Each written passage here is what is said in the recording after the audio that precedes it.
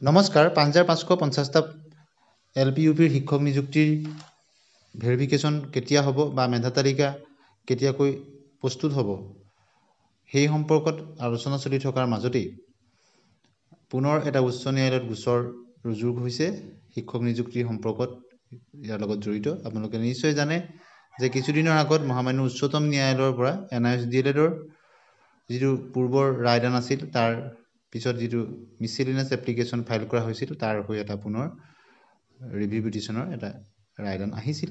তাৰপিছত পুনৰ উচ্চ ন্যায়ালয়ত এই প্ৰাৰ্থীসকল তেওঁলোকে পুনৰ এটা গোচৰ তৰিছে। আপোনালোকে দেখিছে সকলো কেছ ডিটেইলছ স্ক্ৰীনত নিশ্চয় দেখিছে। ফাইলিং ডেট হৈছে 10 জানুৱাৰী তাৰিখে আৰু ৰেজিষ্ট্ৰেশ্যন হৈছে 6/2/2025।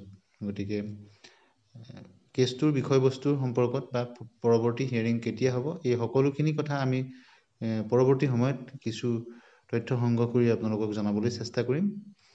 আজি মাত্ৰ এই যিটো গোচৰটোৰ সম্পৰ্কত আপোনালোকক অৱগত কৰিলোঁ। আপোনালোকে নিশ্চয় দেখিছে 10 জানুৱাৰী তাৰিখে ফাইল কৰা হৈছে আৰু ৰেজিষ্ট্ৰেশ্যন হৈছে 6 ফেব্ৰুৱাৰী 2025। আৰু ইয়াত আপোনালোকে নিশ্চয় দেখিছে পিটিশ্যনাৰ এডভকেট কোন কোন আছে তেওঁলোক বা পিটিশ্যনাৰসকলৰ আপোনালোকে দেখিছে বহুত দীঘলীয়া লিষ্ট। পিটিশ্যনাৰসকলৰ আপোনালোকে গুৱাহাটী হাইকোৰ্টৰ কোৰ্টত গৈ কেছ নাম্বাৰটো মাৰি আপোনালোকে সকলোখিনি ডিটেইলছ ল'ব পাৰিব।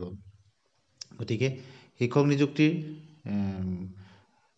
মাজতে এই পুনৰ উচ্চ ন্যায়ালয়ৰ এই যিটো গোচৰ তৰা হৈছে, গতিকে পৰৱৰ্তী সময়ত ইয়াৰ ফলাফল কি হয় বা কেনেধৰণৰ ইয়াৰ প্ৰভাৱ পৰে সকলোখিনি গম পোৱা যাব। গতিকে নেক্সট হিয়াৰিং হোৱাৰ পিছত বা কেতিয়া কি হ'ব সকলোখিনি আপডেট আমি সময়ত আপোনালোকক জনাবলৈ চেষ্টা কৰিম। আজি মাত্ৰ এই গোচৰটিৰ সম্পৰ্কত আপোনালোকক এতিয়া খবৰ আগবঢ়ালোঁ। এনেধৰণৰ খবৰৰ কাৰণে আমাৰ চেনেলটো ছাবস্ক্ৰাইব কৰি দিব, ভাল পালে লাইক শ্বেয়াৰ